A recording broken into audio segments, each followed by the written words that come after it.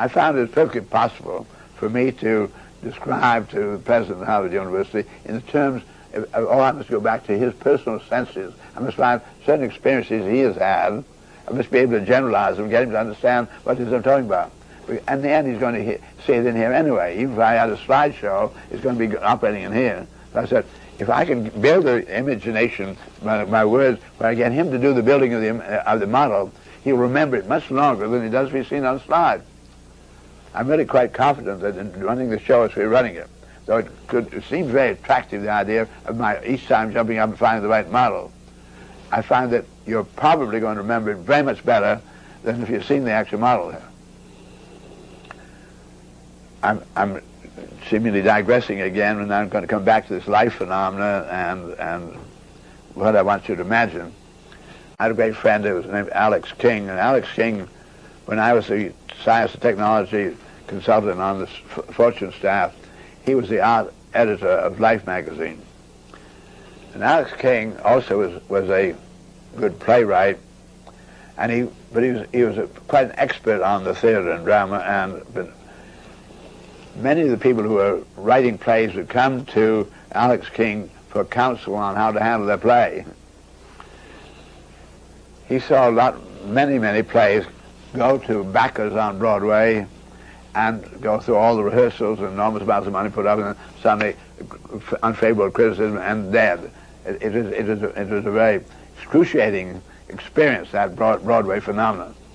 But Alex King wrote a beautiful play, and he decided he was going to get around all this. So what he did, he said, I'm not going to try and find a backer or anything. He took his own money and he hired, the impression was still pretty much on, there was one of the good theaters in New York. He hired the theater for a night. And on that evening, he also then sent out invitations to all the critics of New York and many very distinguished people in New York to come to his opening. They came in full dress and everything. It was a very gala occasion. Alex found that he appeared on the stage, and he said he found that in hiring the theater, he had also to hire the stagehands. So having had to pay for the stagehands, he then had the stagehand get two grand pianos. So he had one on this side, end of the stage, and the other. But time to time, he would have his stagehands come in and switch the pianos from one end to the other. So, and all he used them was to sit on. He'd get up, sit on the piano, and talk. And Alex then described on the stage the first scene of his play, and who the characters were. And he pointed his places, and the play opened, and he had this character. He's reading his play, and this character saying this and that. And when that play was over, it was really a fascinating play. It's just before World War II. It went on in Vienna, and there was two young people who didn't want to get sucked into the war, and so they got themselves, they played crazy and got put into a sane sound. But they played crazy. One was Romeo, the other was Juliet, so they sort of played Romeo and Juliet all through the war, and very well done. They planned it in a Viennese cafe. Anyway, I saw people years and years after that. He got a rave report. The play never went out, and that's the end of it. But I've seen people that's 1940, now 30 years ago. People saw they can see every scene. I can see that cafe and know exactly the way it is. I can see it much more vividly than they had actual scenery there. So I'm really taking advantage of experience. I'm quite confident that I'm not really passing up a very important opportunity here in doing our video to be really always coming in with the right illustrations. Because I think that I've now forced myself to be disciplined myself, be very careful to always go back to your experience, that you find you've had one of those kind of experiences. Together we find the principles operating there, and then we bring it into a special case use again of the principles. Now I'm coming back then to Darwin and single cells and explanations of life, and discovering then that human beings have a number of chemical elements present that are not present in roses and oysters and so forth. And that I said, inasmuch as the universe is inherently complex eternally and a priori, I see no reason at all why we shouldn't have a complex human right away. In other words, I was also finding you and I are not the chemistry which we use to make you and I visible in this particular biosphere as a particular sensing organism. That whatever's going on between you and I is absolutely not that materialism thing itself. I'm now going to go through, I said, all this opens by talking about your imagination. We're now going to imagine going through a moving picture run backwards. You've seen that, where the people undive out of the water grab on the blackboard, get back on the springboard. I'm going to have you at breakfast, and we're running it backwards, and the food comes out of your mouth and back on the plates and so forth, and the dishes go back into the kitchen, and the things leave the dishes and go on the stove and back out of the stove into packages, and the water runs back in the faucet and all the things. And gradually, all these foods go back into the supermarket, and then from there backward into the country, and finally there's asparagus growing over here, and it's why pineapple comes from over there, so forth. And then they come apart. The plants come apart, and they go back into rain in the sky and the other chemistry, so that some goes back as sunlight. And we find then, in no time at all, you have come apart, and your part of you today, 2 months ago, was over the Himalayan mountains as air. So I see then all these constituents gradually coming together until they finally get into closest association. And all they do is get tied up in a number of knots, a whole lot of slip knots. So you and I are a pattern integrity sliding along on all these strands that came from all around the universe, coming gradually, momentarily together, and then they all come apart again and leave us. And they go out of that 1,000 tons that I've processed, and they become part of other organisms and so forth, part of the scenery, and joining up with other trees, whatever it may be. So I see that I was anything but a beautiful design, pattern, integrity, and that I've been employing this equipment for my information sensing under the particular biological conditions of this particular planet. You would never have to think about other human beings and other planets unless you had exactly the same biological conditions, same biosphere, and I would doubt if that doesn't seem even mildly necessary, because there's a designing capability to have a sensing organism of any kind on any one of these areas. And much of it would be invisible to our eye today, because we just have this very limited reporting business. Now, I'm then going to point out to you that you probably have had this experience, because I've had it several times, where a very good friend of mine said, I want you to meet my friend Joe. You just really love each other. You're just the same kind of people. And they say it a number of times, you meet from year to year, and I got to get you and Joe together, and I would do it. So pick up the telephone, so call up Joe, and your friend introduces you to Joe, and you talk to each other on the telephone. A very nice personality, really like Joe very much. Then it happens that Joe and you are in the same kind of activity, and you find yourself at one university or the other one and so forth, and you have a very responsibility. Then you call up Joe because you need some information that Joe might have at his university. Sure enough, he has it. Anyway, you find yourself, as life goes on, calling one another more and more, and find the other one extremely agreeable about it. We like him very much, and they have this kind of information. You're both interested in the same thing, so life goes on, and many of your friends are dying off. Joe is the only friend you got left, but you've never seen Joe. You don't want anybody to get in the way and bother your great friend Joe, so you have a special red telephone, that's Joe. Other people call you another telephone. So all you know, Joe is a red telephone.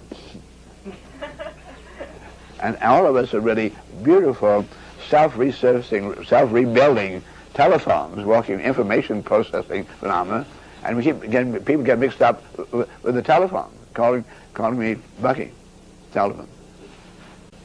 Now I find, so I now get to seeing that as much as we are just pattern integrities, and pattern integrities are conceptual, they can be very high frequency, but we have all kinds of high frequency phenomena. Therefore I see no reason why I couldn't send you from here to there in the universe by radio, by simply scanning your frequencies. I see no reason why, if with a game universe, with all the permitted moves of all the frequencies that can be employed, all the intertransformabilities, I would say it'd be really kind of interesting to follow through on the game universe and see how it might come out. So each one of us could be the same universe, but playing the game this particular kind of way with all those degrees of freedom. I mentioned that to you just in passing the other day. I said the words, but we hadn't identified how I got there. Furthermore, then I see absolutely exactly the opposite from the Darwinian way of trying to build us up out of building blocks and locally. I see that we're part of just that integrity of universe that really needs us here as that local monitor, information gathering, problem solving capability.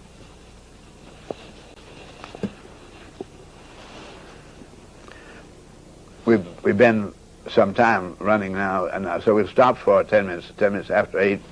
We'll start again at 20 after 8.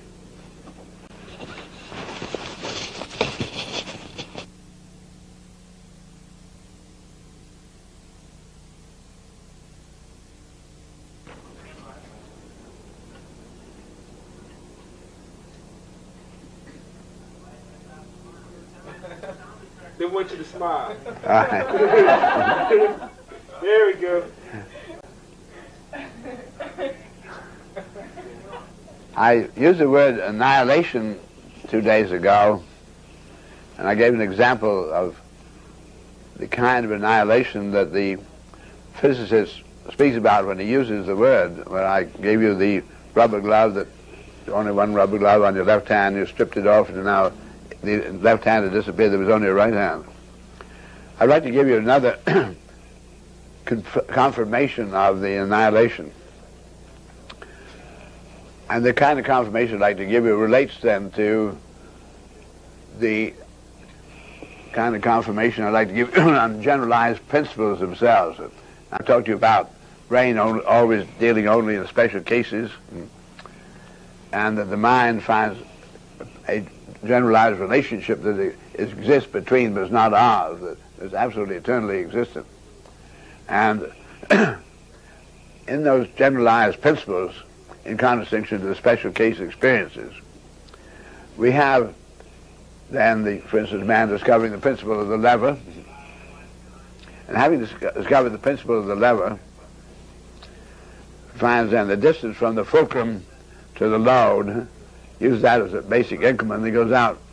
One increment here gets even balance, he gets 2 increments, he gets 2 to 1 advantage, and goes out 10 increments, it goes 10 to 1 advantage. So you might say, now have the arithmetic, the actual mathematical formula for leverage. And that mathematical formula for leverage then makes it possible. I say, I ought to be able to design a generalized lever. But you find you can't. It's going to have to be wood, or it's going to have to be steel. It has to be such and such a length. You find that even though human mind has the ability to discover generalization out of all the special cases which we subjectively experience, and mind gets that generalized principle, if it wants to employ the generalized principle, it has to go back into the terminality of time and have a special case again. So both subjectively and objectively, we have to live in the special case, though our mind can go in this eternal generalization. And I also then pointed out that the generalization of leverage could then be demonstrated as Galileo showed. Leverage could then be demonstrated not as a bar at all, as something you call that kind of a lever, but the principle, the mathematics of leverage also were then held true with pulleys. So you have a set of pulley blocks, and every time you have a rope going through around making a circuit here, we have another one of those leverage advantages, exactly the same law. And the same laws then get into all the gears, all machinery, all the translation of different sizes and different velocity and everything. It's all just levers, series of levers around a common hub. And so our water wheel was simply a series of those levers around a common hub. And so I find this principle of leverage manifesting itself in all kinds of different shapes, as well as all special sizes, that you can't have it generalized anything physically and realized in our life. Now in the same way, then, coming back to annihilation, I want to give you a different type of example from the rubber glove. And a very good one is that I just take the octahedron. You may remember then that I had an octahedron complementing tetrahedra. If I take this tetrahedron and another tetrahedron, put it on the table, I like to then fill all space. I can get those three tetrahedra together, but they found that the fourth one could not fit in there with a space between it, room for another tetrahedron. So it got frustrated. But I could balance this tetrahedron on top of the other ones here. And this would give me the big tetrahedron. But the space inside, between them here, is no longer a tetrahedron. It is an octahedron. Let me just put this then in the where you can see it exactly what it is. There's this face, and so forth, the bottom face, and so forth, the top of the octahedron, back of it there. So octahedra complement tetrahedra, and you may remember then, I now have a tetrahedron twice the size of the little tetrahedron. And when we double symmetrically the size of an object, then we get each of the areas is 2 to the second power of 4. I see one triangle goes to 4 triangles on the surface there, and the volume goes 2 to the third power, or 8. So this big tetrahedron is 8 times the volume of this little tetrahedron. And we see the big tetrahedron, there are 4 little tetrahedra on each corner. So if I take 4 from 8, I leave 4. So the octahedron, which is left inside here, has a volume of 4. Because I take away, the total thing is 8, I take away 1, take away 2, take 3, 4 from 8, and that leaves me 4, the tetrahedron volume of 4. I gave you the other day a way of showing that this octahedron then consisted of 4 asymmetric tetrahedra around a common axis, and each one of those had the same altitude and the same base as the regular tetrahedron, so that they had the same volume. Now having then recalled that a tetrahedron, when a tetrahedron's volume is 1, then octahedron is 4, I'm going to take this octahedron, I'm going to do something with it that is really quite fascinating to experience. Remember, it has 12 vectors. Remember, 4 rounds, 4 rounds, 4 rounds this way. I'm going to take any one of those vectors. I'll take this one right here in front of me. I'm going to take it out, disconnect it from these vertexes. I'm going to put it right back in again, instead of having between these two vertexes, and put between these two vertexes. So the same vectors, and it now makes 1 tetrahedron, 2 tetrahedron, 3 tetrahedron. Right? This is the beginning of the tetrahelix. And we've gone then from volume of 4 to a volume of 3, absolutely neatly. We've annihilated 1. Same vector, same, all the energy counting, I would say you've definitely given up 1. And this is exactly the way you go from the generalized octahedron into the special case tetrahedron. I love the tetrahelix, which is the way you get in your DNA and RNA, your regular special case life.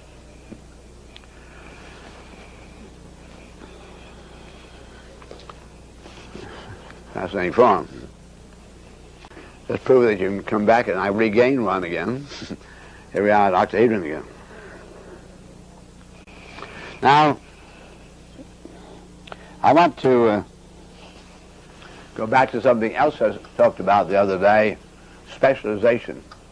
I would like to expand on specialization. As I said to you the other day, I'm introducing sort of very major topics, major ways of looking at the universe, and then coming down into special considerations within the specialization of humanity on board of our planet.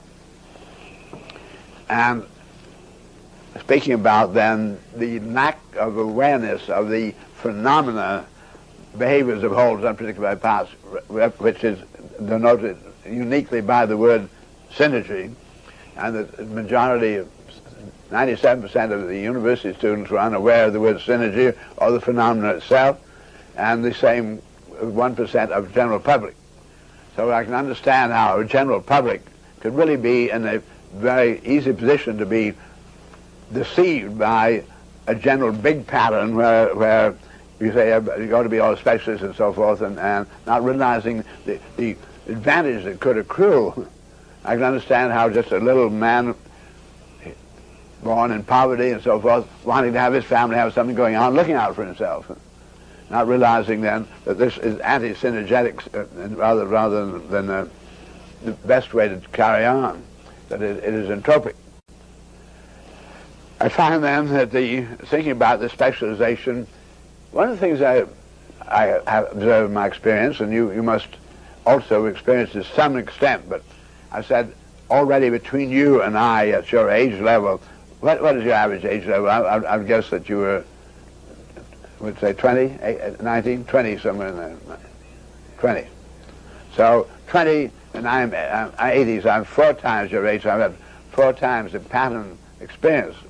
So the information coming in so fast that your 20 may be equal to, say, 60 man, but I've got a little more of experience than you and a little longer time to observe a lot of these pattern changes that are occurring.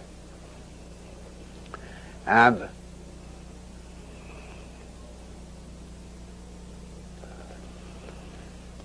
I'm introducing an introduction. I'm coming back to my specialization. I've just been very recently writing. In fact, I was writing on today.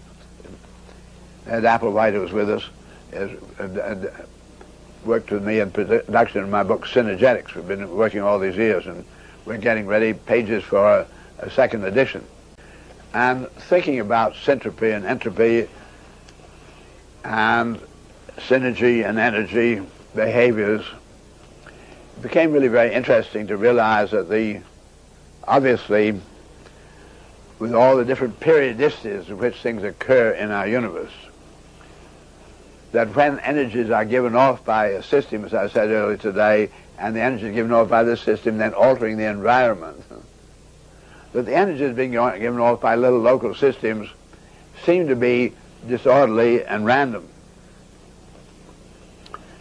But it's because the frequencies, the periods have not repeated themselves enough for you to discover order. Now, I want you to think about experience you have heard. You've heard engines of twin-engine boat or twin-engine airplane where the engines are not what they call synchronized, where they're not running exactly the same speed.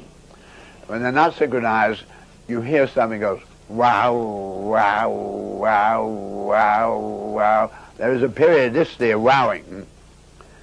And it might be quite far apart, and it might be quite close together. Like wow, wow, wow, wow, wow, wow. And these are then how often they do get actually for the moment in phase and go out again. So that periodicity is orderly.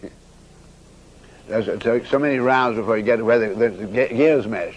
Only every so often the gears are quite different. Once in a while they sink in. So I see then that there are a great many wows that occur at greater periods of time. For instance, we hear the Halley's Comet coming around in 70 years.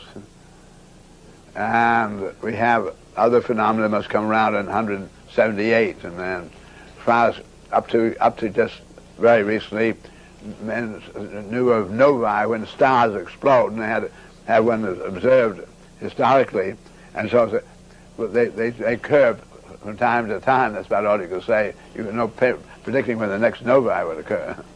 Those sets of periodicities that we know about. If we didn't know any periodicity, then it seems disorderly. The randomness is where you have not been around long enough, you don't have enough time span to judge, to realize that there are periodicities, there is orderliness there after all. That's all I'm trying to get at. This became very interesting, really thinking in the terms of lifetimes and frequencies, and now there are accelerations in information coming into us. But at any rate, it began to be very clear that myopically, things would tend to look very disorderly.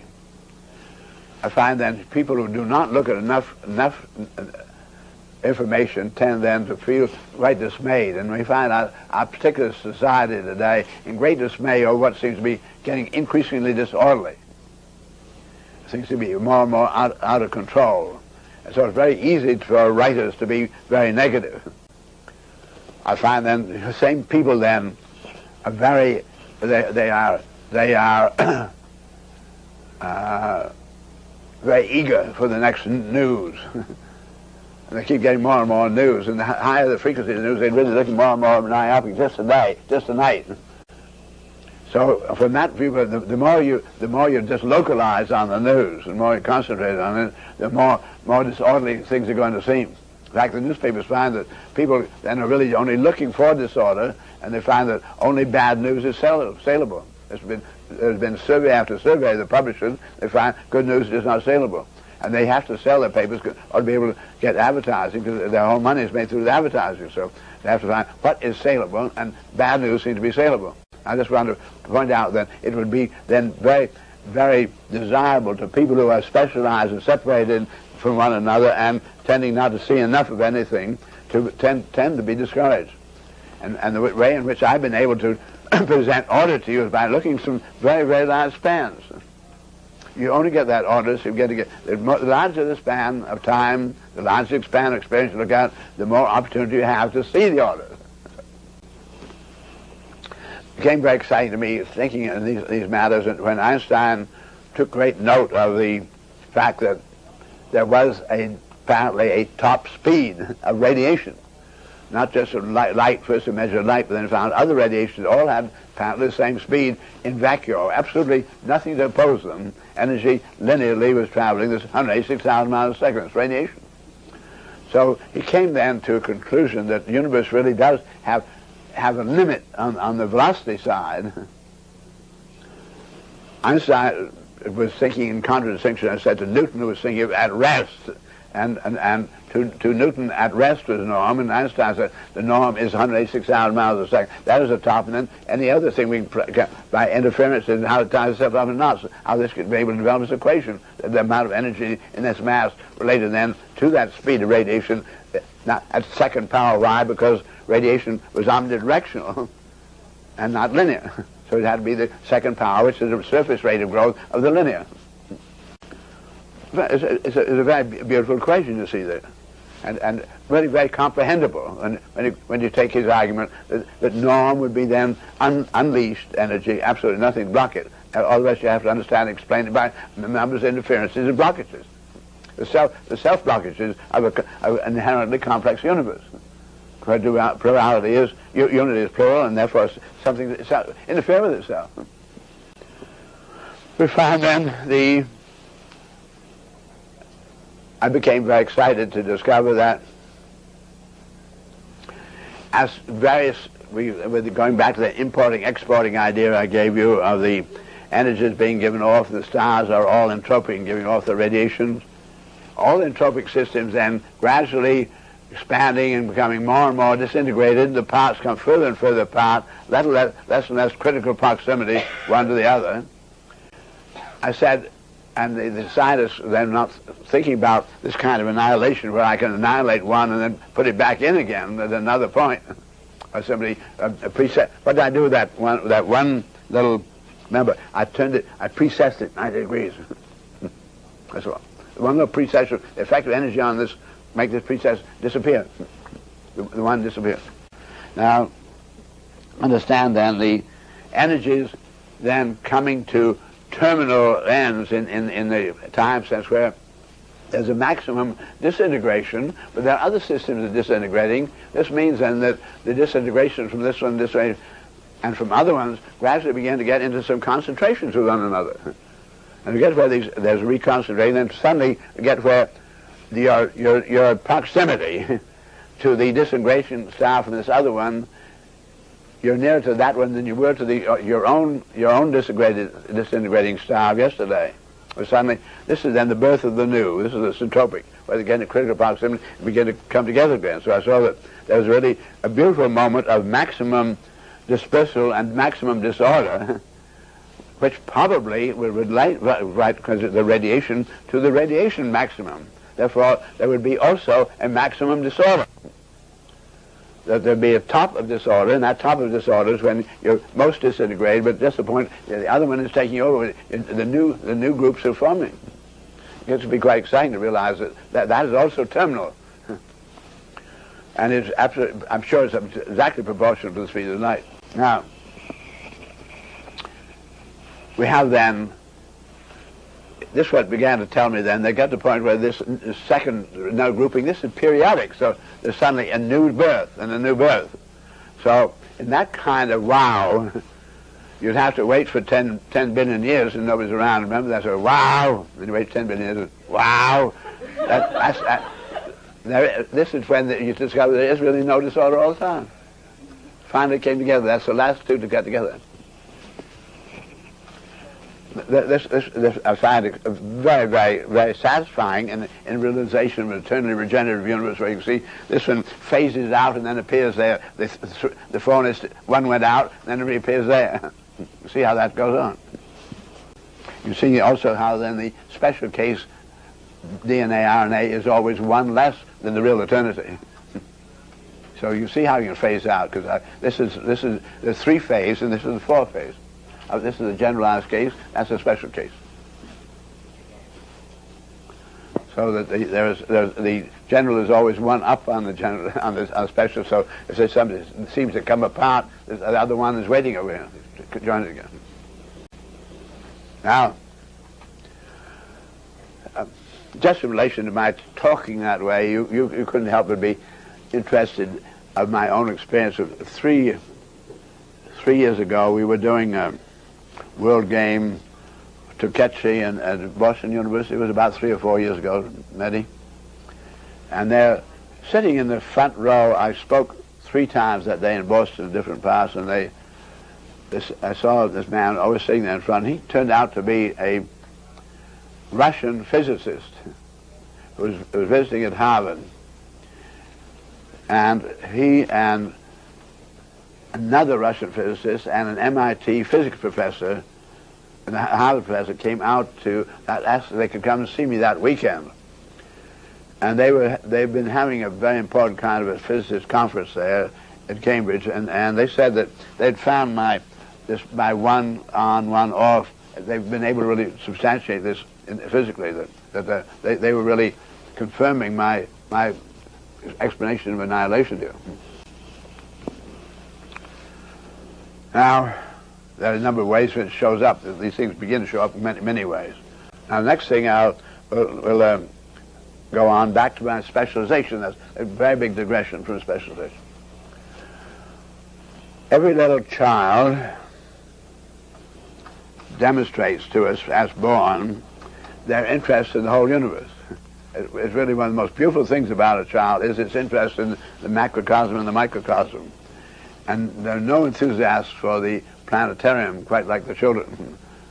They love this thinking in the big way. And they ask the parents most beautiful questions about the relatedness of the bigness. They're looking for these generalized explanations. And the parents so deeply specialized and so engaged in their special life, they're not able to really give this kid the generalized kind of explanation the child really would like to have. So we find human beings are born and demonstrating a proclivity to be generalists, to deal in total information. Because if you're a specialist, you're not going to have enough of the any opportunity to get at the generalizations, the more they specialize you. So we say, how did it happen that humanity became specialized? And I find, as I came into the game of life, where I was told you the other day, earning a living was much more seemingly absolute imperative when I was young. It is not considered to be in your day, so that's a very great change in its own right. But at that same time, I found it was assumed the specialization is highly desirable, in fact, inexorable, inevitable, and a great advantage, because if you get to be a specialist, then you're going to have your own little toll gate that society is going to have to go through, and your living is probably insured. So it's been really very easy to promote that specialization. I began to wonder, how did it happen that a society, having been born with a propensity to be a comprehensivist, it ends up by being a specialist and having the working conviction this is what you're supposed to do, and the very best advantage to be gained from it. So I thought, pondered, and explored this idea a very great deal. Alfred North Whitehead, a very great natural philosopher, came to Harvard from the European University, England. And he came there early in the century, and he noted at Harvard University, which was then relatively small, as all universities were, he noted that at Harvard they were instituting an entirely new educational concept. They were developing special graduate schools. At the European University, you could become an expert in a subject, living within the general colleges and finding out where the professor who was best informed on that particular subject, you look him up, or you can find the authority in your library. You as an individual went venturing in the different places where the expertise existed. But you didn't have to have a special a special campus to live in. But Harvard was the first to actually institute special campus, special buildings, special staff, faculty for this graduate school. And Whitehead noted that Harvard, having done that, there was great popular applause of the idea in America. And maybe the popular applause came because the people who were instituting it may have owned the newspapers, but anyway, there was popular applause, and it was rationalized that America loved all-star teams. And they wanted, by having the very best first baseman, the very best pitcher and so on, they could keep winning games. So this seemed like specialization was going to make American economy one where you had all stars out here, and we'd have a very, very prosperous economy. The idea was so popularized over that immediately other of the private universities began to copy.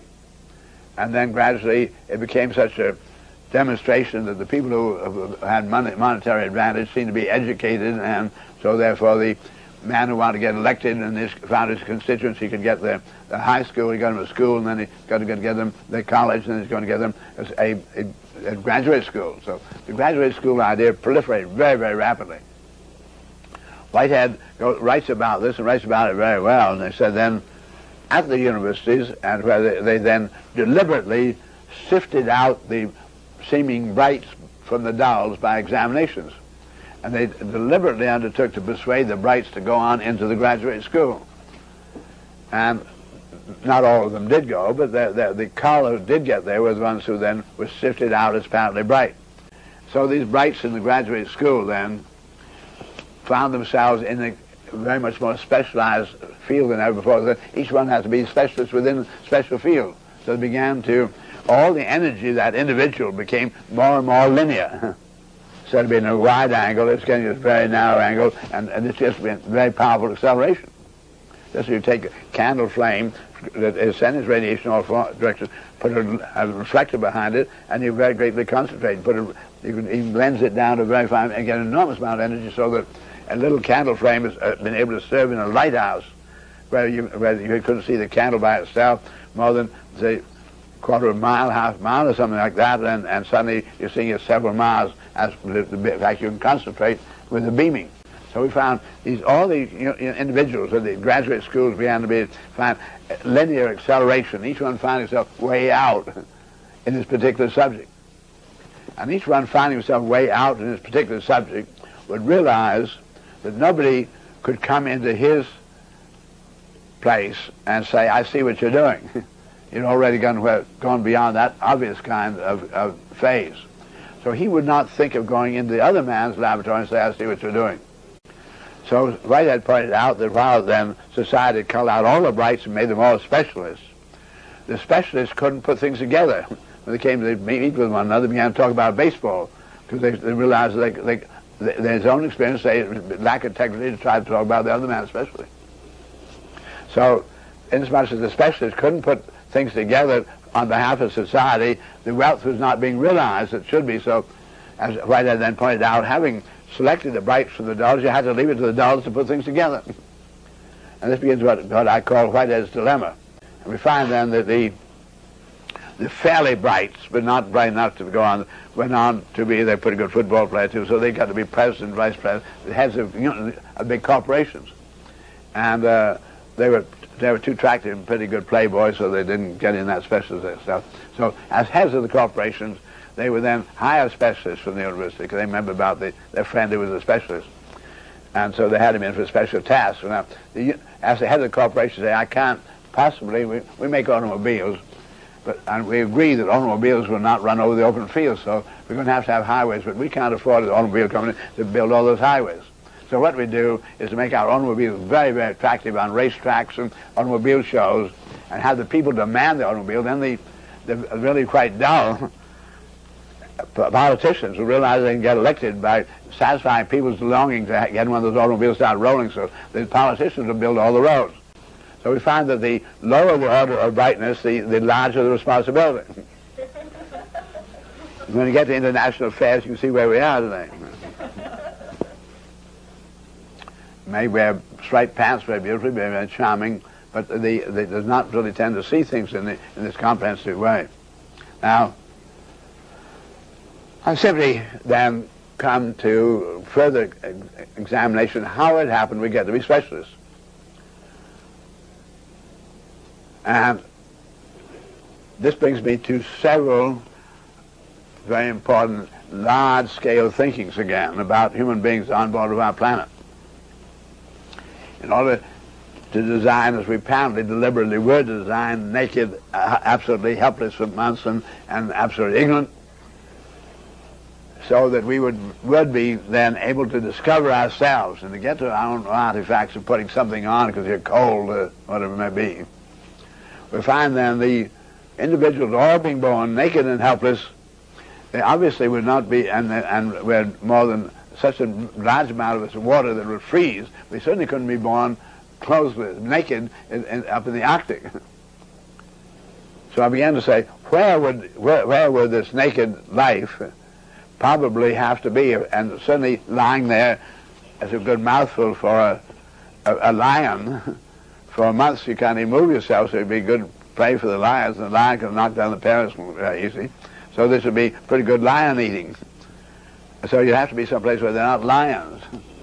You couldn't be where you're going to freeze to death, and it could be lions. So when I've got down to where are the most propitious parts on our globe for life to be born naked and helpless, I came to then quite clearly the coral atolls of the South Pacific. Unquestionably, the Great Barrier Reefs then break those enormous waves. And inside the lovely lagoons are full of fish, all kinds of eatables, and these very easily shoaling lovely sands, and you climb out in and out of that as a baby practically. And on the shore, coconuts falling down full of milk, and all kinds of things to eat, then no big animals to eat you. So I came to the conclusion, life being born naked, helpless, probably in coral, then began to have experience after experience with that water, because logs fell into the water. They found the log floated and the stone sunk.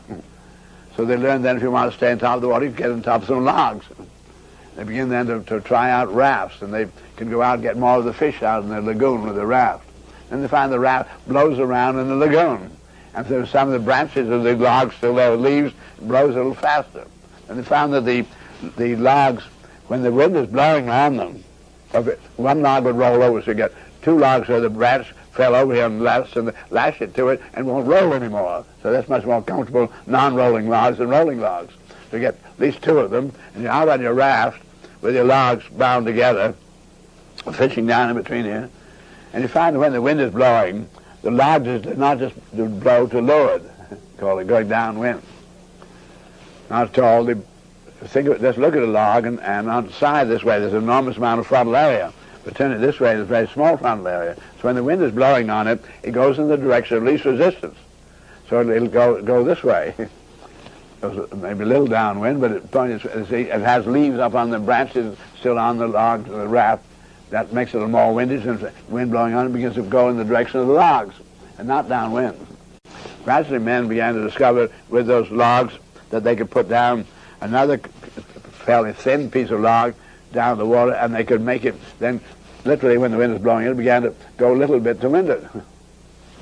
We find then that into the wind sailing beginning, as far as the artifacts go in history today, it's very probable that the beginnings of navigation, where they went offshore completely, no landmarks to go by whatsoever, where they began to deal, and we now know very beautifully the design of their guides, the sticks, crossing sticks. They went from the rising of this star to the setting of that star. They went between, so they're two stars and themselves.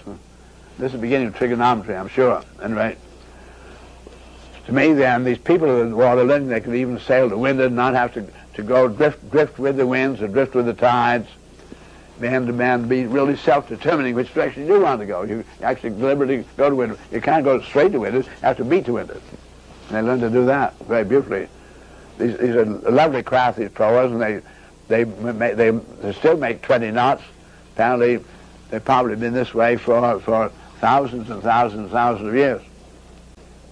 I think then man began on the coral atolls, and he began absolutely naked, and being naked, the skin exposed, you get pigmentation.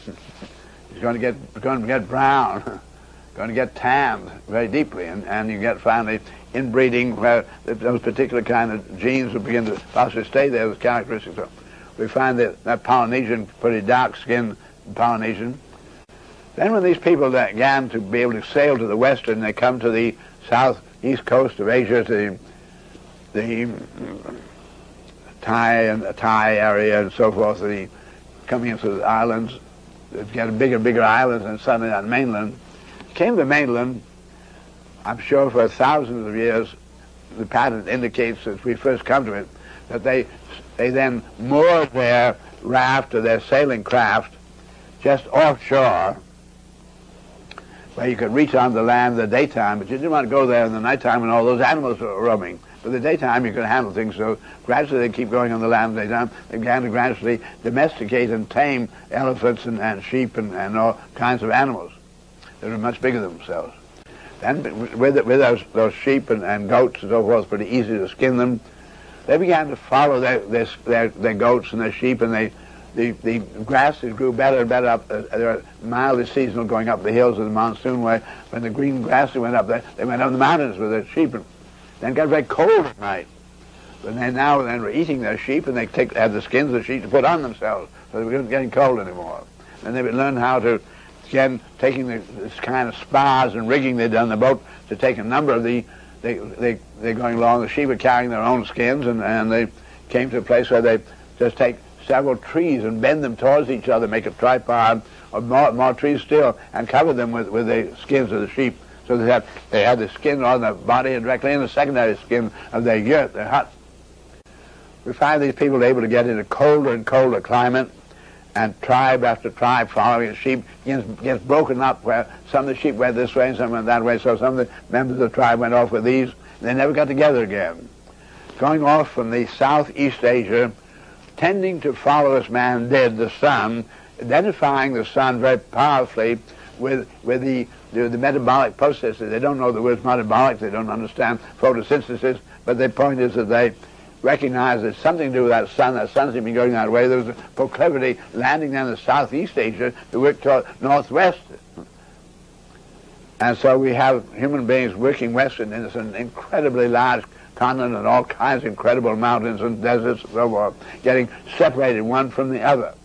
And as they separated one from the other, we have the chieftain then has a procreative urge, and the only one around female around is his own granddaughter. So there was enormous inbreeding of the surviving types.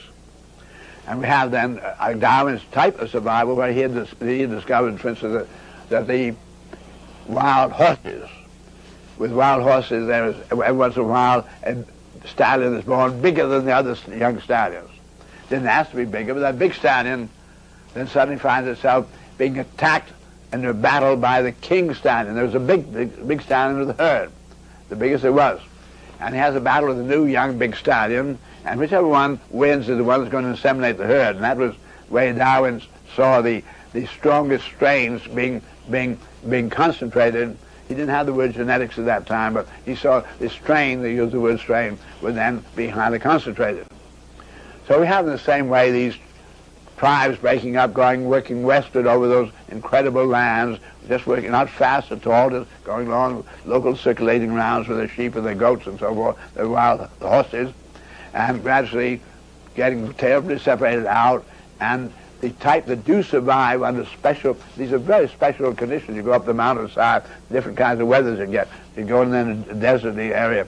As the types who survive best as a chieftain in that area, marrying the girl who survives best in that kind of area. So they get to be highly concentrating. When we do this inbreeding, what you do is breed out general adaptability and breed in special capability for the special set of conditions. So for that particular kind of environment, they turn out to be the most liable to survive. So we have, by the time these people are really reaching ways of the West, Russia, and dealing with the most northwesterly of that total continental area, had 148 nations to deal with. The word nation being then tribes that have been isolated one from the other for such long periods, thousands of years, as to begin to inbreed special facial characteristics. They literally look differently, they sound differently, they smell differently. They get by inbreeding the special conditions. So Russia had 148 nations to integrate when she tried to put together the Soviets. So a very extraordinary kind of a challenge. What we call a nation, the United States is not even mildly a nation. There were some Indian nations that were here. There's some nations still there. They were highly inbred the same way of the wandering. But we have, America is crossbreeding world man, anything but a nation. Very important to make these distinctions as you consider all our problems today and ways of solving problems and so forth, and the things that are being said by people carelessly, just parroting and so forth. I'm coming back then to these people moving northwesterly and getting more and more covered up with the cold, because it's so cold up in those mountains. And they had to go through incredible number of mountain passes, very cold, and they had to hibernate. Had to stay in the caves during this very bad wintry time, the snows. So we have people getting more and more covered up, and therefore beginning gradually bleaching out a little more. And so the characteristics of those who are tending to bleach out, then they can begin to get concentrated in the genetics. By the time we get completely far northwest, we come to very white skin, very, very blonde hair. Somebody is now also pointing out, too, that the people coming from those islands also went not all up to the northwest. Some of them went sailing to windward across using the monsoon and the different winds across the Indian Ocean, where part of the year you're really blown over to Africa, and rest another part of the year blown back to India and the Strait settlements and so forth. So the number of them crossed to very hot areas. As they got in very hot and relatively arid, getting equatorially, they tended to get blacker and blacker. There was a concentration to do that. They hit the East Africa and they moved, the enormous get finally going across the just south of that Sahara form, and you get into great bulge of where Nigeria has 25% of all the Africans. Where there's a pooling, had gone all the way west, then pooling backwardly. And the flow of them went that way and then down southeast, and finally got to be the Zulus and the Swazi and so forth going into South Africa. We have the blacks then representing another pigmentation of the best kind of skin to be under really the equatorial sun, and the kind of I've been a visiting professor at all the universities across that equatorial Africa, and when you get in northern Nigeria, we get up to Kano and so forth, where you're getting what they call the Harmattan, and really there's these enormous dust storms coming off the Sahara, and the whole sky is just full of it. And you find your nose and your mouth really drawing out, and your lips tending to come out like this. The very characteristics of the African begin to be really just, you feel it in your own features. So I simply say to you, very simply to me, the original skinned man is a dark-skinned man, and the white is very Johnny-come-lately, and the very, very dark ones is another. They go on a little like the white from the more or less Polynesian darkness, and I often find myself with very large numbers. I could say I've been in Africa a great deal, but in Africa, as I say, let's all turn our hands towards the roof. and where the sun couldn't get it, it is the same pink. So you take off your shoe, look at that, the sun goes pink. I said, there's absolutely no such thing as race. Just cut out the nonsense. You've got enormous inbreeding of special genetic families. You've got enormous temporarily, but now that's all going over and we're crossbreeding back again.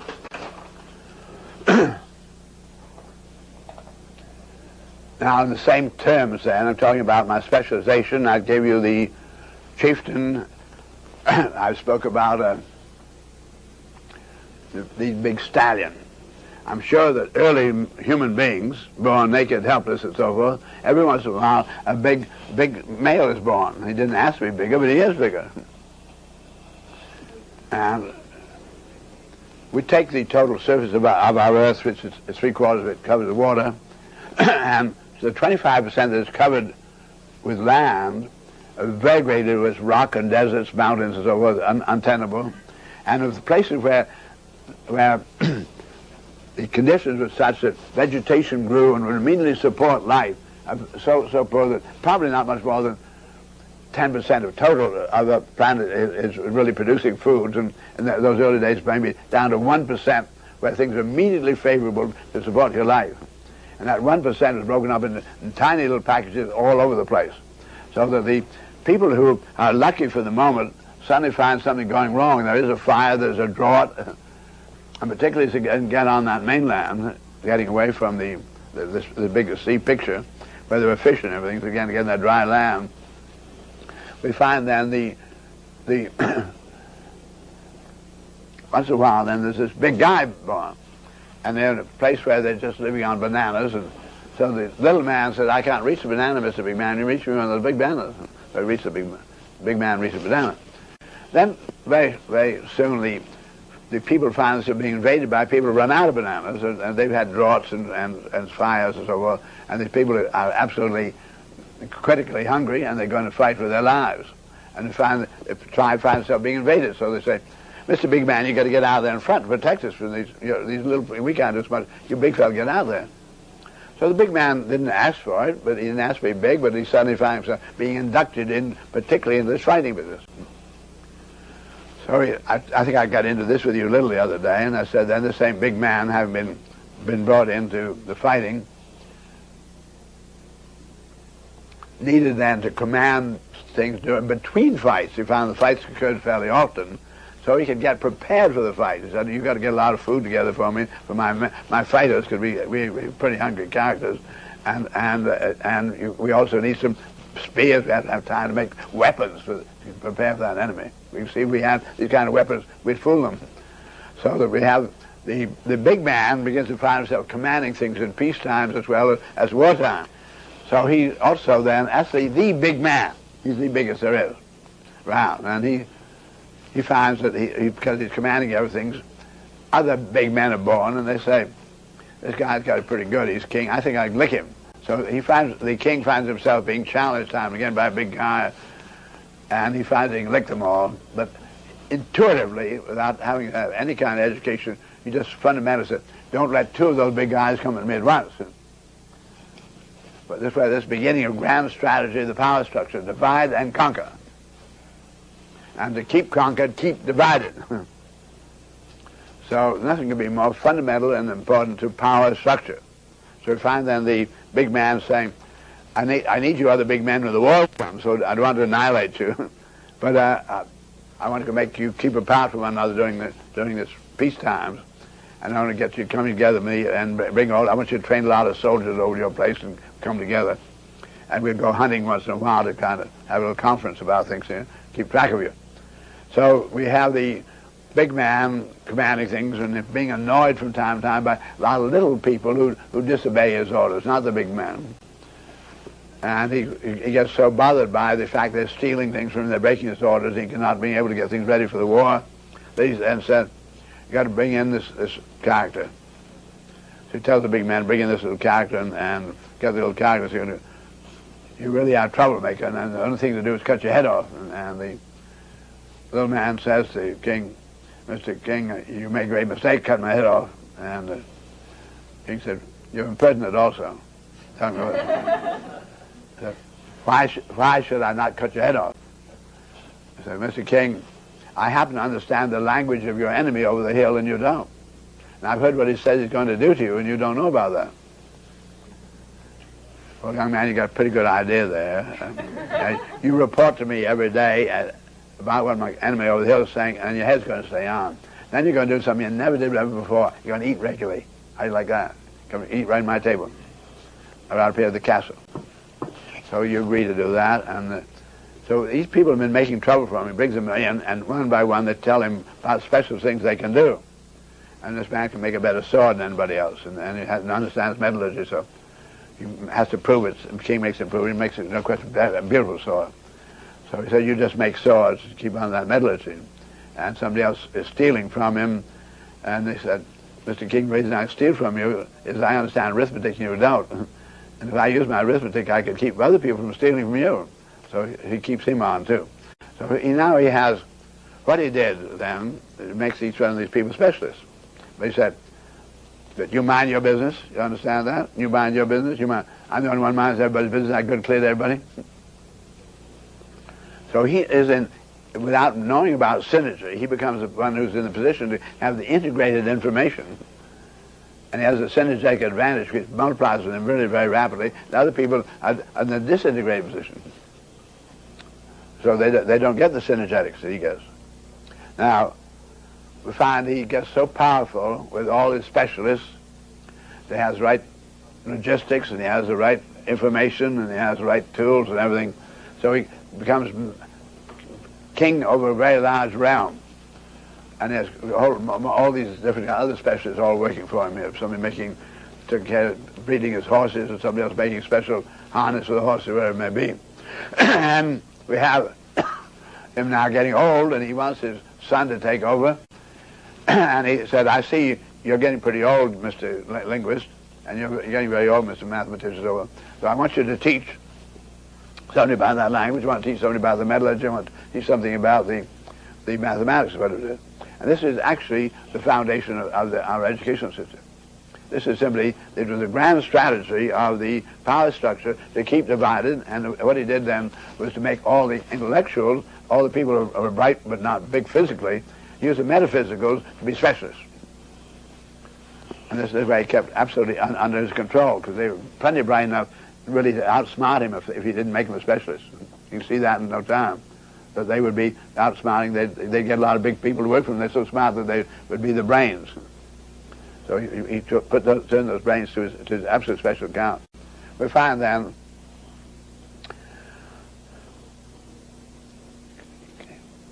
there's something goes on in our geography of our world. When we get to the north, the further north you go, the colder it's going to get, as I point out. There's something called annual variation. And around the equator of our Earth, the annual variation is only about 10 degrees from the coldest to warmest. We get very cold. The cold pole of the northern hemisphere is in Verkhoyansk in Siberia, and there the annual variation runs over 120 degrees between the coldest and the warmest. Now, the more annual variation you have, the more kinds of environment you have to live with. Therefore, the more adaptive you have to be, more inventive to get on. So as people got in a colder and colder country, they had to invent more ways of coping with the cold. So they invented then the coat. They invented their yurt. They invented the ways of warming themselves with a fire and how to get the fire going, whatever it may be. We find them developing all kinds of tools and to cut. We find that historically, what I call the northern people have very great advantage over the southerly people in great campaigns. If you were born in South Africa by Lake Victoria, you want to get the other side of the lake because there's something you know is over there, very good food of some kind. You don't want to walk around over the ends of the stumps and trying to have the trees. You find that if the trees fall in the water, you can float. So he makes up a boat and go right across. So if you live by Lake Victoria, you invent boats. But if you lived in Africa, in Asia here, by Lake Baikal, you would invent boats in the summer, but you invent skates in the winter. I want to point out that you'd have to deal with the different kinds of environments. So the more kinds of environment, the more inventive people became. This did not mean that they were more inventive, but because they had more occasion to employ their inventiveness. This is very important, not to make those differentiations saying the people of the South are dull, but that mistake could be made. I find then the people coming out of the North, down to this subcontinent here of India, there were people who came, the Chinese, the Mongols and so forth coming. Time and again, India was invaded from the north. And they found enormous numbers of these people, crossbreeding people from coming there by boats from all over the place. India then, as the conqueror came in and overwhelmed him with his northerly tools, and the southerly people, then the conqueror came and said, "You've got a very beautiful religion. Don't you let anybody change that lovely religion. And you got a beautiful religion. Don't let anybody change your religion. You got beauty. You got a lovely language. Don't let anybody change that." They kept every kind of differentiation, have every kind of a caste of people. Any way you can differentiate, just to keep conquered, to keep divided. So there's no possible way to get together. This has been the grand strategy of the conqueror always. I simply wanted to get there. And how it happened to be that we are specialized today simply is a consequence of the power structure, whether it got to be corporate power structure or government.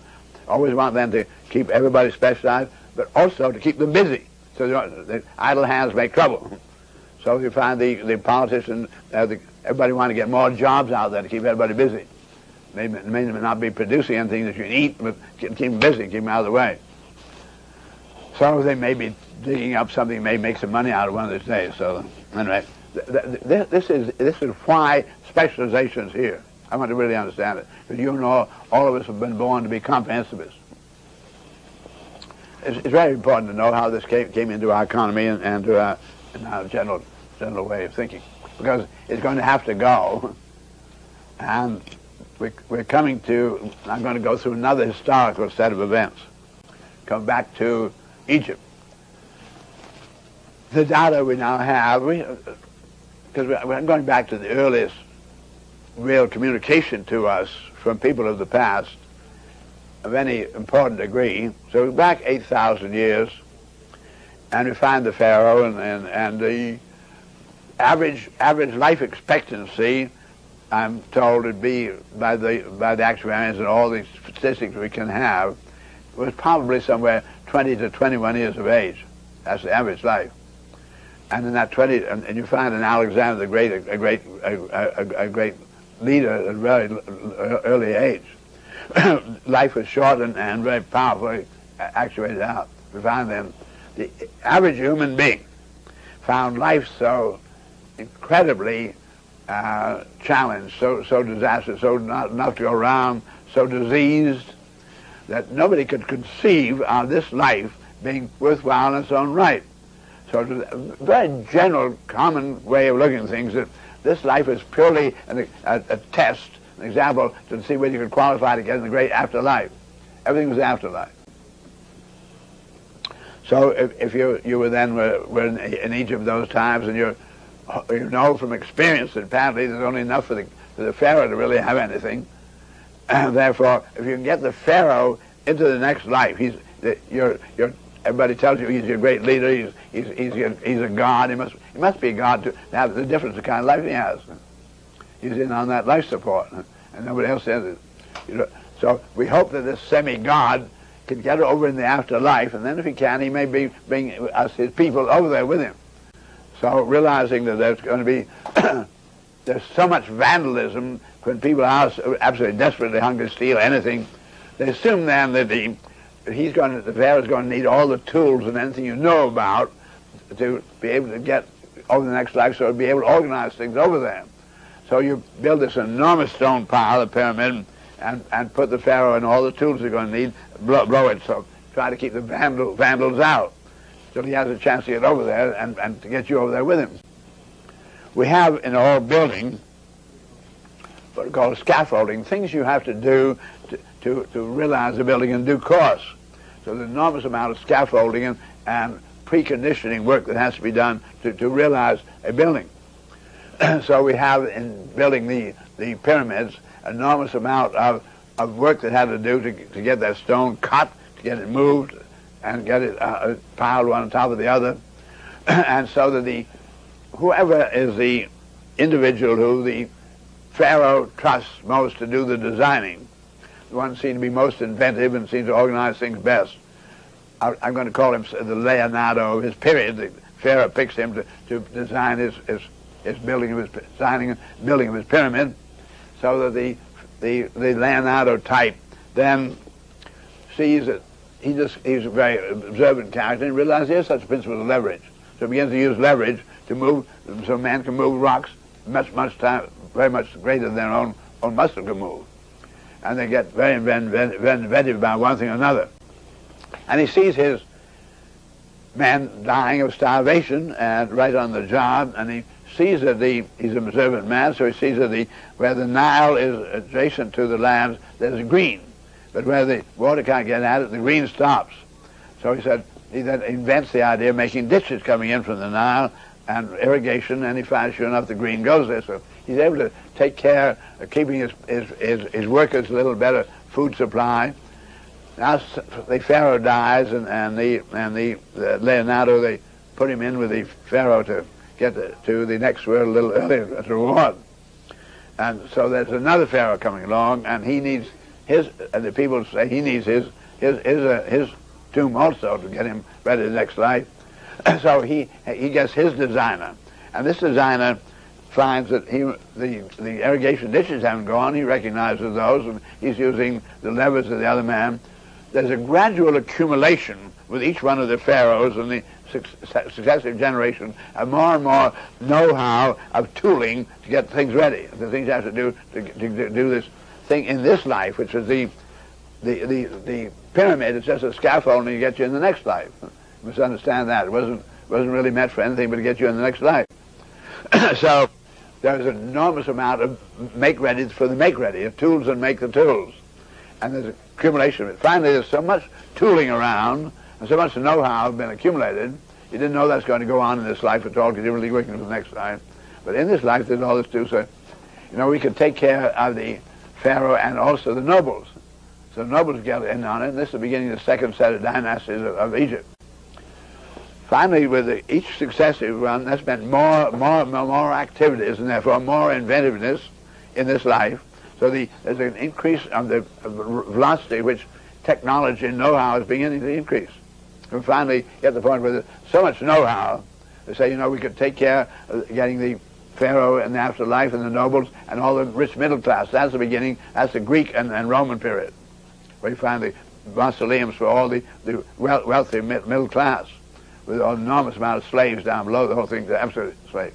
The extraordinary Greece and everything is there, but because of all the slaves, which is a substrate.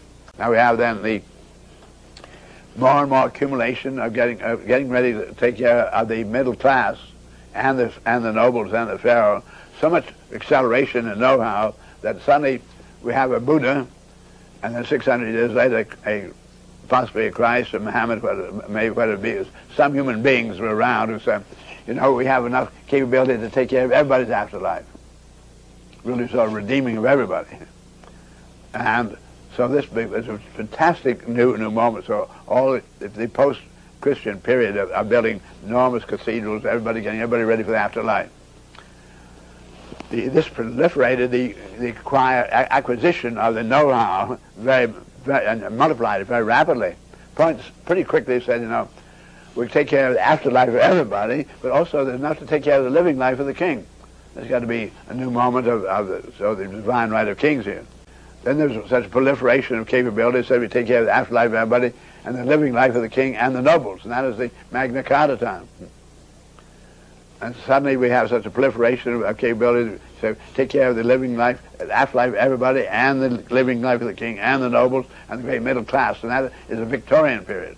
It's really right up to most of the older buildings in Philadelphia here. This is the great middle class coming in. Then suddenly we have such a proliferation of information that in this century we have really the Henry Ford kind of an idea saying, there's enough capability here to take care of afterlife of everybody, also the living life of everybody. Well, this is a very new moment because up to this time, the people who produced the things were artists. They were skilled craftsmen. So that great middle class spirit which I was born into and I saw a great deal of, There was a cabinet maker downtown making the furniture. That's the only place you can get furniture. There's no other furniture. And somebody's making shoes and they're making clothes. But it's all tailored. Everything was one-off for the rich patron. So in this newest area you find together, there were not enough artists to take care of everybody. So what happened was that the artists then, which really were the land-out type, really tend to be inventors, whatever it is. They became inventors later. The artists began to invent the tools. The tools made the end product. And you suddenly had what I gave you here earlier today, energy getting on the ends of the levers and the energy doing to take the muscle part of the work, so that you really have man engaged in really the tools embodying the know-how. This is the industrialization I spoke to you about coming in. So we're suddenly in an entirely new era. First time in all history where that first tool is a word, that literacy suddenly gone rampant in humanity, where it was not there when I was young at all. People, the workmen I first worked with were very keen with their tools, doing their one-offs and so forth, but they had very small vocabularies, 100 words or so, and really primarily talked about how they spit. And 50% blasphemous or obscene. So I saw that all changing, and changed in an absolutely unexpected way. Nothing to do with the school system whatsoever. I've spoken to you before about the experience I had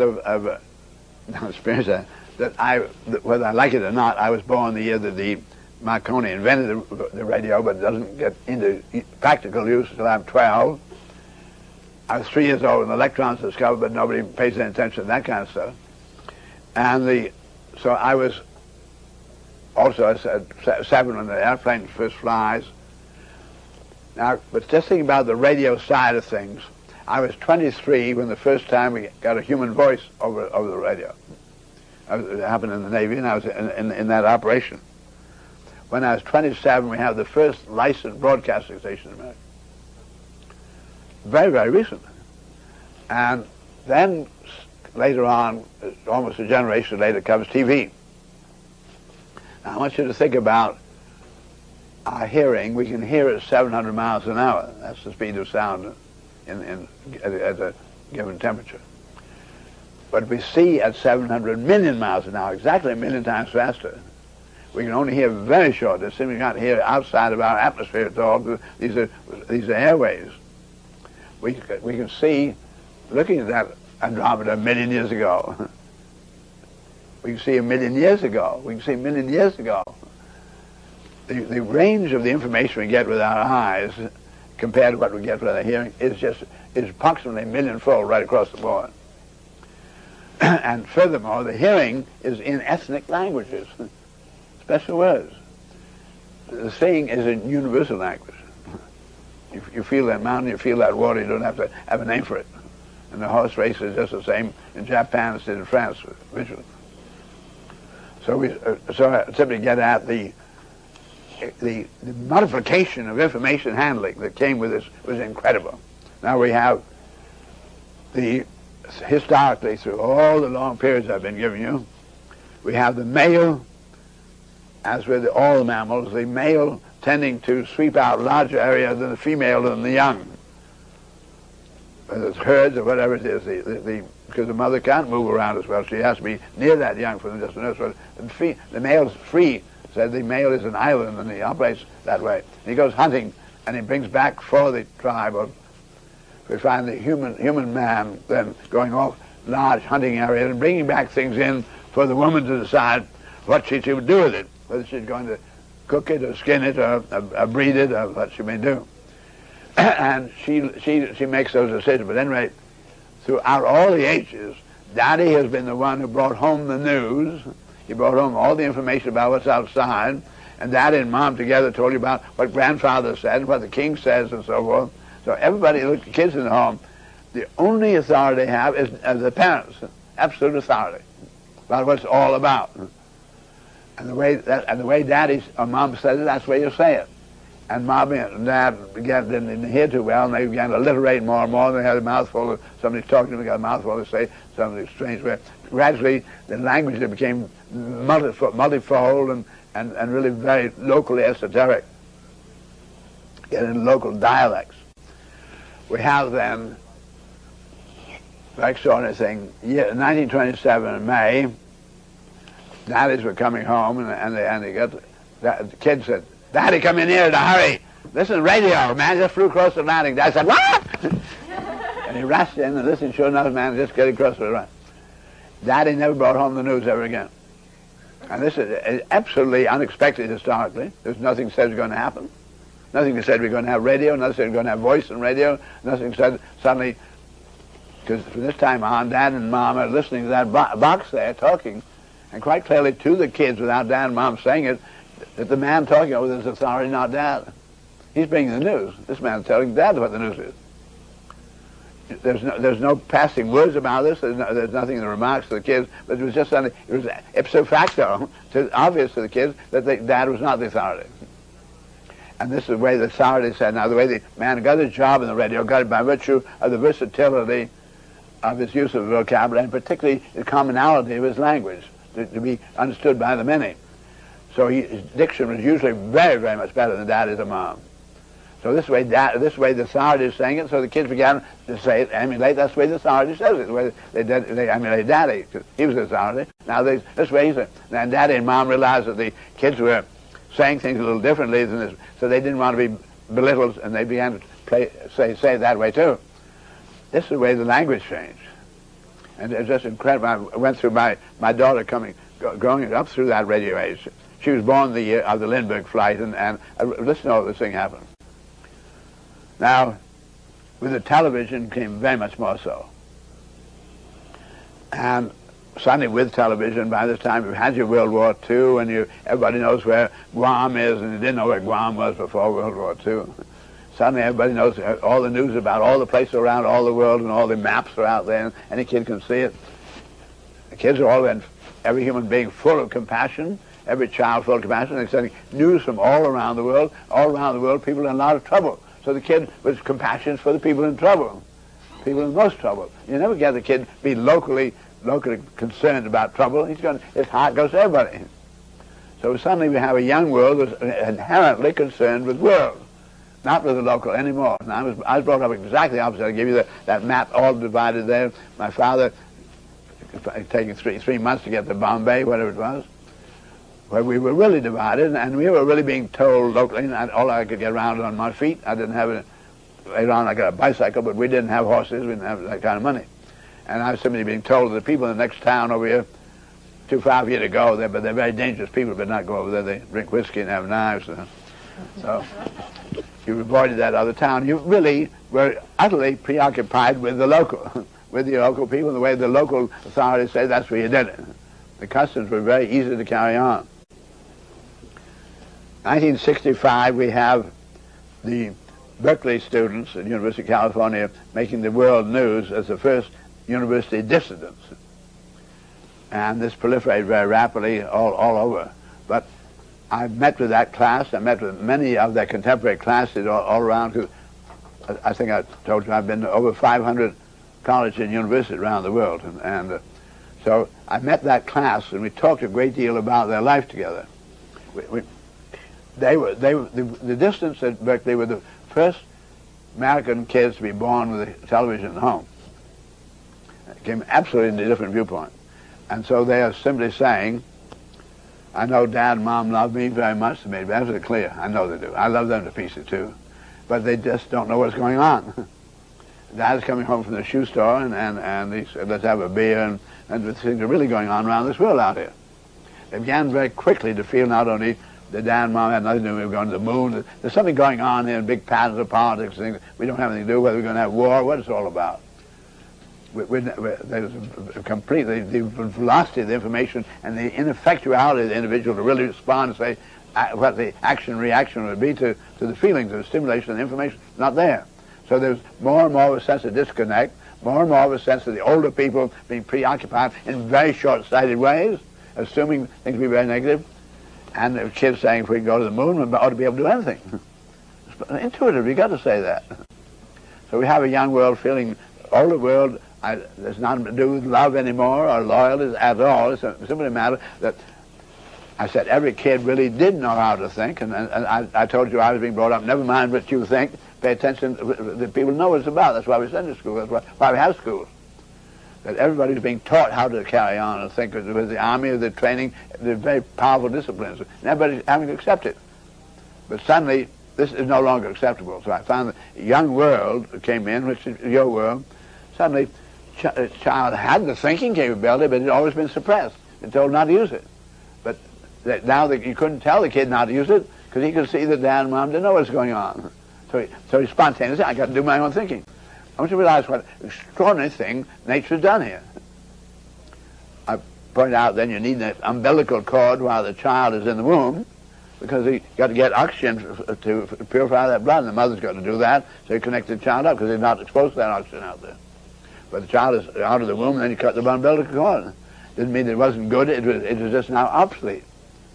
And I think what nature really did here in a very extraordinarily big way, the grand design of the universe is such then that we were given this mind, the capability to learn principles and so forth. We had to get to some kind of critical level of information where we really then, now we're supposed, and we're given an enormous cushion of resources, which by trial and error to make incredible number of mistakes to really learn something. But we're now at the point where we've exhausted the cushion, and we're now where we have to really pass an exam. When we have then a new life gestated in the womb or in the egg, when it really comes out, that's an incredibly critical moment that you're really going to make it.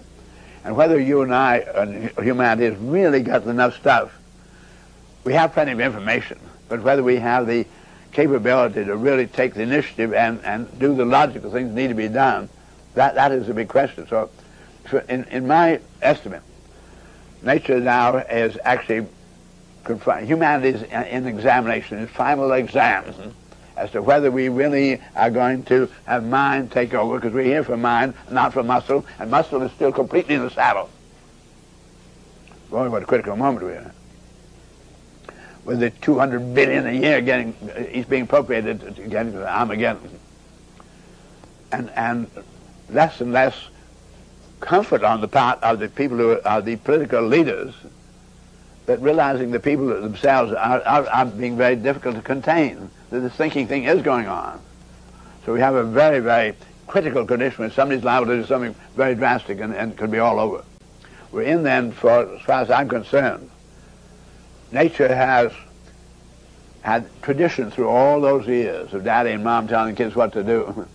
This is so, going from absolute ignorance. If that child puts a foot down there, the snake's liable to bite him. He knows, Dad, don't do that, don't keep it. That kind of a fruit will poison you. The parents had to do an incredible number of things. They had to go on a great many hearsays, just in their good faith. This is my friend, they said they do it this way. There was an incredible amount of ignorance going along in the tradition. So you had tradition to help people consolidate the gains as we integrated information over all those years. But suddenly we got to the point where we learned enough by principle to be able to really proliferate the information. We have this video. My goodness, this kind of thing, nobody really, whatever is the metaphysical that's you and I, the communication, lives forever. So this can be broadcast, and there's something new coming in, absolutely new. I say then what nature did then had tradition was like it was a metaphysics. It was I call it a metabiblical cord to keep things under control until man got to the critical point where he knew enough to really be on his own, and nature now cut the metabiblical cord of tradition, and you're really on your own. You really understand what my feelings are about you at your age, making the kind of observations I am making as just trying to look at big patterns. There they are. I'm talking absolutely the truth. So I feel all my hope is in this young world, and it's things that I note about it. And I note particularly about each child who is being born in the presence of less misinformation.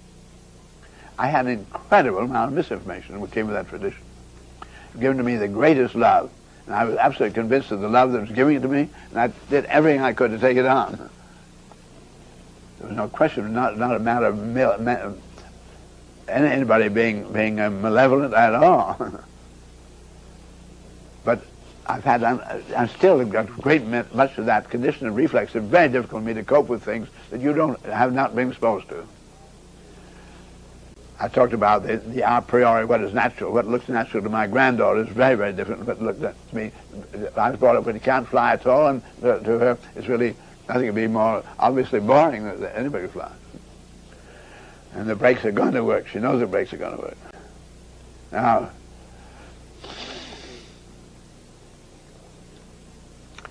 I see that each child being born is also born in the presence of a great deal more reliable information. Literally, each one coming in, a whole lot more, and much more accessible. And the equipment of communicating to it is getting just better incredibly overnight. We're getting the communication relays around our world, and every day we get tighter little beautiful circuits, and they get in the palm of your hand, which you used to have a great piano-sized thing. All the time, making it easier and easier for all of life to get that information.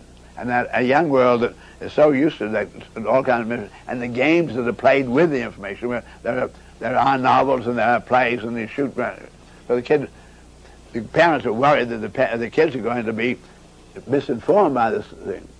But the kid is not misinformed because he plays shoot grandmother like that. Doesn't mean hit grandmother at all. But the parents don't realize that they start really shooting grandmother. So the kids then can winnow out completely what is really information. And what really counts for them is not the plot of the play at all, but really sort of the technique, the way that all things are being done. The communication system itself fascinates him. So, and he realizes he can talk a little more effectively this way, and he would like to use that kind of a tool. So I find then a young world coming through being less and less misinformed, more and more reliable information. And one of the most beautiful things of all is that we have our own ears, we have our own nose, and you don't tell the child, use your nose and smell. The kid says, Mom, I smell some smoke. The kid is spontaneously truthful. That's what it's essentially tell him. And Mom says, Dad, don't say that man smells. That's your father's boss. He'll lose his job. The kid said, I didn't want my father to lose his job. What should I say? So I'll just say, didn't recognize his distinguished perfume. Huh? So the parents tell their children to lie. The kid is spontaneously truthful. The universe runs on the truth, not on lies. And absolutely rampant in our society, due to the lethalness of the working assumption, nowhere nearly enough to go around, is a concept then, I don't have to kill that man who's sitting on the life support. All I got to do is fool him, tell him that something very important from out here, and then I go steal it while he's away. Lying became one of the great tools of the survival. In many ways, it was more cruel than the killing. It could really put people at incredible disadvantage. They didn't know what. We had where no corporation trusts anybody. Incredible credit bounds. Everybody's lying. This is that older world that we're cutting the tradition cord from. And I now know, as we'll go on more and more, as you stay with me, as we get to the right efficiencies which can be employed, we have the designing capability. I can say, by and large, I now know absolutely incontrovertibly the technique of how to take care of everybody, the highest standard of living anybody's ever known. We'll get into much more of that. I know how we've gone through this project here with Meddy Gable and the last scenario, the last seminar at Pennsylvania this year on energy. We now know exactly, it's all spelled out, the engineering is there, the resources are there, the know-how is there, completely spelled out, incontrovertibly, that by 1985 we can have all of humanity enjoying the same energy advantage enjoyed by the United States, absolutely exclusively in 1972, whole of humanity enjoying that advantage while completely phasing out all fossil fuels and all atomic energy. We know how to do it. I now know then it's highly feasible to take care of all of humanity and all the generations to come at highest standard than ever been known. So I know that politics is invalid. I know that war is invalid. I know that the weapons are invalid. I know the lying is invalid. No, this is working. That's it. I can understand how it got in, all of those things. But they're now through. But the question is, how quickly can we get all of humanity to know this stuff? That's one reason why I'm awfully glad that we're having this particular video. I'm very glad I'm finding enormous numbers of young people asking me to elucidate what I'm saying. They begin to see, yes, that's apparently so.